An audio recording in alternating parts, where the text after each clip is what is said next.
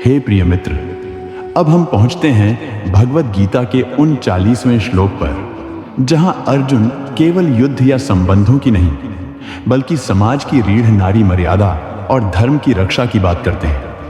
अब उनका हृदय कहता है, यदि कुल नष्ट हो गया तो स्त्रियों की शुद्धता, उनका सम्मान, उनका धर्म सब संकट में पड़ जाएगा। और जहां स्त्रियां संकट में हैं, वहां संतति और समाज का पतन निश्चित है। यह है अध्याय 1 श्लोक 39। श्लोक 39 संस्कृत में, कुलक्षये प्रणश्यन्ति कुल धर्मा सनातना धर्मे नष्टे कुलम कृत्स्नम अधर्मोभिभवत्युत। शब्दार्थ एवं सरल अनुवाद। कुलक्षय, जब कुलवंश का नाश होता है, प्रणश्यन्ति कुल धर्मा सनातना, तब उस कुल के सनातन धर्म परंपराएं भी नष्ट हो जाते हैं।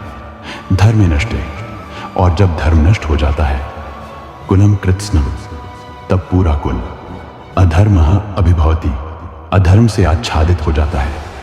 भावार्थ, अर्जुन बोले, जब कुल का नाश होता है तब उसके सनातन धर्म और मर्यादाएं भी नष्ट हो जाती हैं, और जब धर्म नष्ट हो जाता है तब संपूर्ण कुल पर अधर्म का प्रभाव छा जाता है।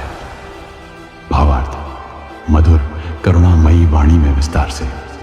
प्रिय मित्र, यह श्लोक बहुत गहन और दूरदृष्टि वाला है।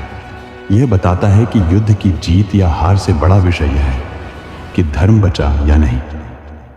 कुलक्षये प्रणश्यन्ति कुल धर्मा सनातना, जब कुल का विनाश होता है तो उसके साथ साथ उसकी संस्कार परंपरा, आचरण की शुद्धता, ऋषि मुनियों से चली आ रही रीति नीति भी लुप्त हो जाती है।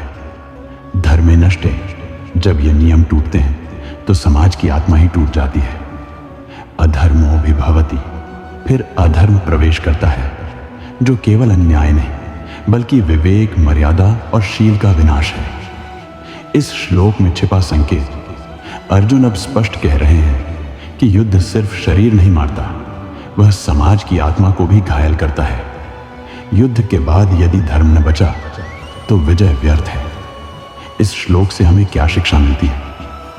जब धर्म की रक्षा के नाम पर हम स्वयं ही धर्म को भूल जाएं, तो हमें रुककर देखना चाहिए, कहीं हम अधर्म को धर्म मानकर तो नहीं लड़ रहे।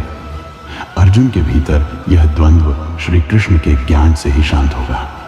लेकिन यह श्लोक बताता है कि वह युद्ध से नहीं डर रहे, वे अधर्म के प्रसार से डर रहे हैं। जय श्री राधे।